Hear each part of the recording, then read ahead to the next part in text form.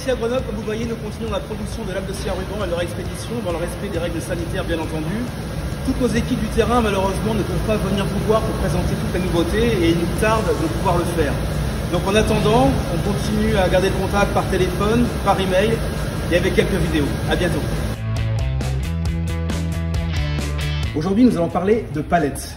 La palette est absolument partout autour de nous, à tel point que tout ce que nous consommons ou utilisons a forcément été stocké ou transporté sur une palette. La palette, et je pèse mes mots, est l'une des innovations majeures du siècle dernier. Cela part d'une double idée géniale.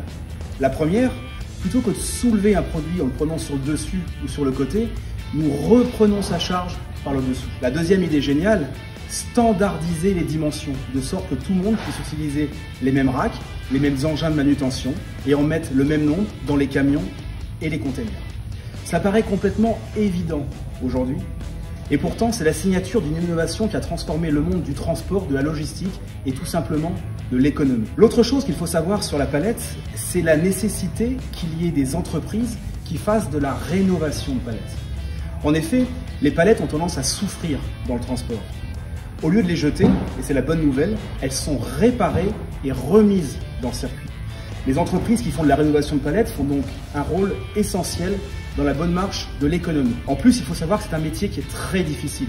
Si vous faites ce métier, commentez, partagez. En tout cas, un grand merci et un grand bravo, car c'est aussi grâce à vous que nous recevons, stockons et réexpédions des produits dans de bonnes conditions. Le travail de rénovation de la palette consiste notamment à retirer les lattes qui sont cassées en venant couper les clous entre les lattes et les plots. Cela peut se faire à la lame de scie à ruban, nous en parlerons une prochaine fois, mais plus communément, on utilise une scie sabre.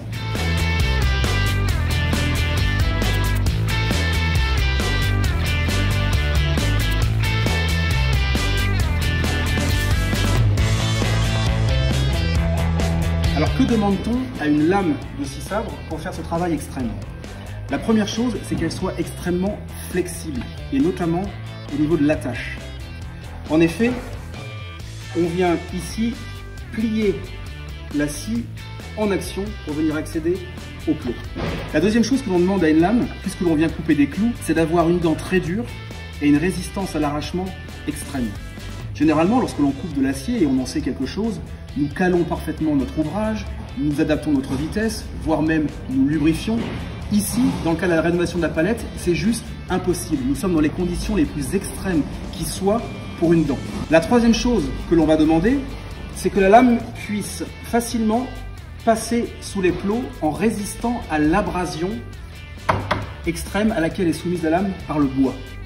Pour ces trois raisons, nous utilisons une technologie bimétal HSS M42 à 8% de cobalt qui confère à la fois flexibilité, résistance à l'abrasion et résistance à l'arrachement des dents.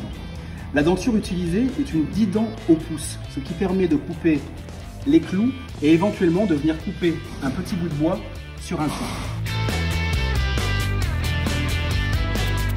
Enfin, l'autre chose que l'on demande à une lame de scie sabre pour le travail de la palette, c'est de ne pas venir se planter dans le bois, ce qui viendrait être dangereux pour l'opérateur et qui pourrait également endommager les plots. C'est pourquoi une lame de scie sabre palette, telle que celle-ci, a un bout arrondi. Enfin, toujours pour faciliter le passage sous les plots, une lame de scie sabre palette doit être en acier traité et non peinte, afin de favoriser le glissement.